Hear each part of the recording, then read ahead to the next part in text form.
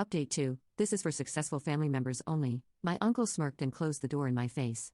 Minutes later, their billion-dollar investor walked in, wearing my face. The shocking truth. How did you? Peter started, but I continued as if he hadn't spoken. You need more than an investor, I said, my voice carrying to every corner of the room.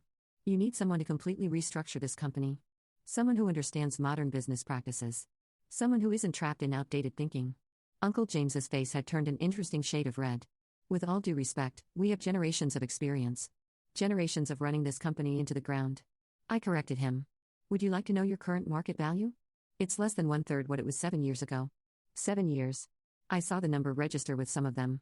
7 years since they'd laughed me out of this very room. Phoenix Capital is prepared to acquire a controlling interest in Harrison Enterprises, I continued, sliding more documents across the table. We already own 45% through various subsidiaries. This offer is for an additional 15%. 60%. Uncle James sputtered. But that would mean Phoenix Capital that I would have complete control of the company. I smiled, watching comprehension slowly dawn on their faces, including the right to appoint a new board of directors and CEO. Amanda stood up suddenly. You can't do this. This is a family company. Is it? I asked softly. Because minutes ago you were quite eager to sell to a stranger. Or does family only matter when it's convenient? I stood walking around the table slowly. Would you like to know how Phoenix Capital grew so powerful so quickly? We looked for companies like this one. Businesses run by arrogant men so convinced of their own superiority that they couldn't see the world changing around them. Stopping behind Uncle James's chair, I continued. Companies that ignored talented people because they didn't fit the right profile. Companies that valued tradition over innovation, ego over progress. Who are you? Uncle James whispered, finally asking the right question. I leaned down, speaking just loud enough for everyone to hear. Someone who understands business. Someone you kicked out of a meeting less than an hour ago. The recognition that swept through the room was almost palpable. Peter dropped his phone. Amanda sank back into her chair. Uncle James's face went from red to white in an instant. Emma, he choked out. Surprise, I said softly, straightening up. Still think I don't understand business, Uncle James? The silence that followed was deafening. 7 years of underestimation, of dismissal, of condescension, all shattered in a single moment. But I wasn't done yet. Not even close. Now, I said, returning to my place at the head of the table, shall we discuss the terms of your surrender? Or would you prefer to explain to the shareholders why you rejected a billion-dollar lifeline because of your pride? The choice was clear, and as I watched my family's empire crumble before me, I couldn't help but think that sometimes revenge is best served in a designer suit with a side of hostile takeover. The next hour was a masterclass in corporate dismantling. One by one, I laid out the terms of Phoenix Capital's takeover. My family sat in stunned silence as I systematically stripped away their power, their privileges, and their illusions of control.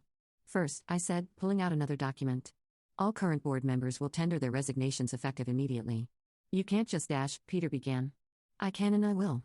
I slid the resignation letters across the table. Sign them now or I'll call an emergency shareholder meeting and have you removed publicly.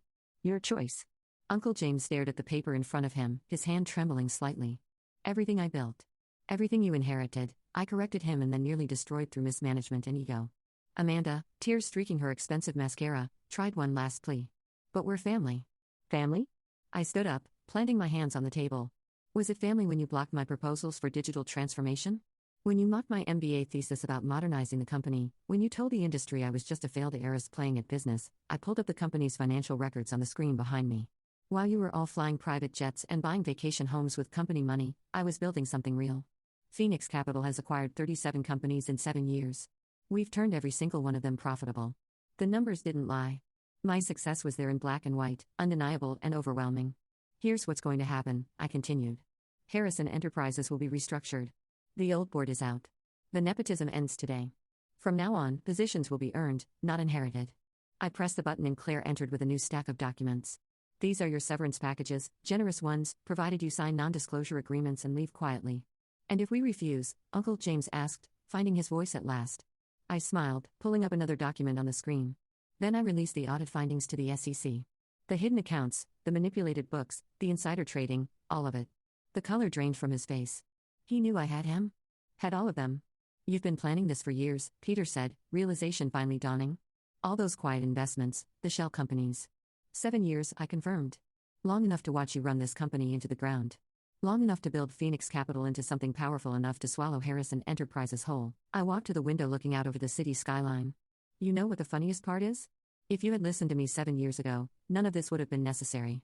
My proposals would have saved the company, but you couldn't see past your own prejudices. Turning back to face them, I saw something I'd never seen before in their eyes. Respect tinged with fear. You have until the end of the day to sign those papers, I said. After that, the offer expires, and I do this the hard way. One by one, they signed. Uncle James was last, his signature shaky but legible. Clara, I called, please escort the former board members out. Their building access will be revoked effective immediately. As they filed out, defeated and shell-shocked, Uncle James paused at the door. Emma, I underestimated you. We all did. Yes, I said simply. You did.